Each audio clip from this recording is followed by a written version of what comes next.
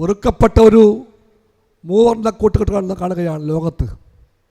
തലവൻ ട്രംപാണ്. ഒരു ഭാഗത്ത് നാം ഇസ്രായേൽ തലവനായ നെതന്യാഹുവിനെ കാണുന്നു. മൂന്നാമത്തെ കോണിൽ സാക്ഷാൽ മോദിയെ കാണുന്നു. ട്രംപ് നയിക്കുന്ന യുദ്ധപരിപൂണ്ട ഈ കോലാഹലത്തിൽ മനുഷ്യരെയും രാജ്യങ്ങളെയും എല്ലാം വെറുക്കുന്ന യുദ്ധപറിയിൽ നാം ഈ മൂവർണ്ണ കൂട്ടുകെട്ട് കാണുകയാണ്. ട്രംപും നെതന്യാഹുവും മോദിയെ കൈകോർത്ത് പിടിക്കുന്നു.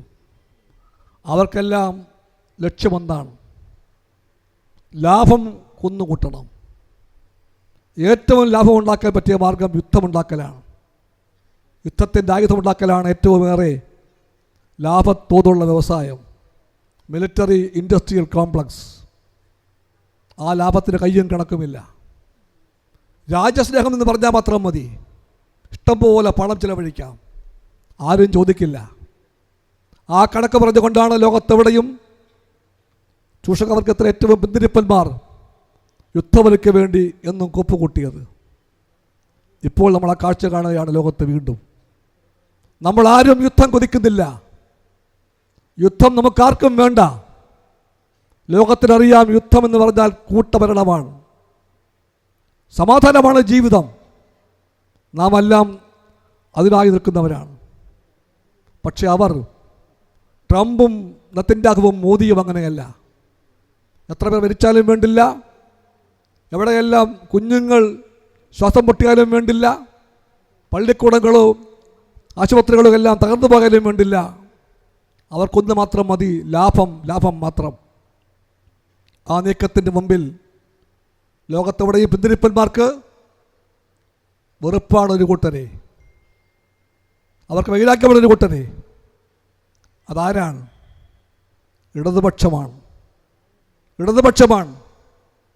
കേരളത്തിലെ ഗവൺമെൻറ്റിൻ്റെയും മുന്നണിയെയും നാം നോക്കേണ്ടത് ആ കാഴ്ചപ്പാടിലാണ്.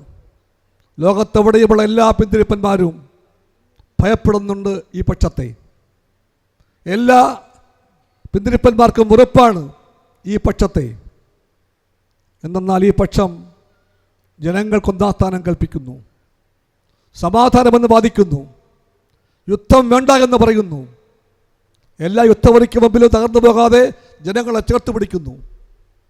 അതുകൊണ്ട് അവർക്കെല്ലാം വെറുപ്പാണ് ഈ ഗവൺമെൻറ്റിനോടും ഈ മുന്നണിയോടും. അതാണ് ഇടതുപക്ഷം. ഇത് വെറും പേരല്ല, വെറും അക്ഷരമല്ല. സഖാക്കളെ, ഇടതുപക്ഷം എന്നാൽ ഒരു ആശയമാണ്, ഒരു സന്ദേശമാണ്, ഒരു കരുത്താണ്, ഒരു വെളിച്ചമാണ്. മറുഭാഗത്താണ് വലതുപക്ഷമുള്ളത്. വ്യത്യാസം എല്ലോ യുവോ മാത്രമല്ല. ഇവിടെ എല്ലുണ്ട്, അവിടെ യു ഉണ്ട് എന്ന് പറയുന്ന ചില ആൾക്കാർ. മറ്റ് വ്യത്യാസമൊന്നുമില്ല അത്രേ.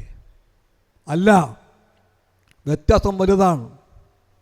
LDFൻ്റെ ഈ എല്ലുണ്ടല്ലോ, ആ എല്ല് ലോകത്തെവിടെയും യുദ്ധം വേണ്ട എന്ന് പറയുന്ന നട്ടെല്ലാണ്. ഈ എല്ലുണ്ടല്ലോ, ഈ എല്ല് ലോകത്തെവിടെയും സമാധാനമെന്ന് ആർത്ത് വിളിക്കുന്ന നീതിയുടെ നട്ടെല്ലാണ്.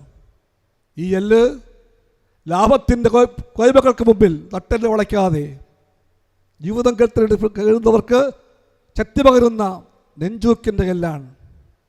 അതുകൊണ്ട് ഈ എല്ല് വെറുമല്ലല്ല. ഇതെവിടെയും വളയാത്ത സാമ്രാജ്യത്വമോ ചൂഷകവർഗമോ കുത്തകമാരോ ഭീകരരായിട്ടുള്ള ഫാസിസ്റ്റ് കോമാളികളോ എല്ലാം വന്ന് എന്തെല്ലാം ചെയ്താലും അവിടെ ഒന്നും വിറയ്ക്കാതെ നട്ടെല്ല് വളയ്ക്കാത്ത എല്ലാണ് LDFൻ്റെ എല്ല്. അതുകൊണ്ടാണ് അവർക്ക് LDFിനോട് ഈ ഭയപ്പാടും ഈ വെറുപ്പും ഉണ്ടാകുന്നത്.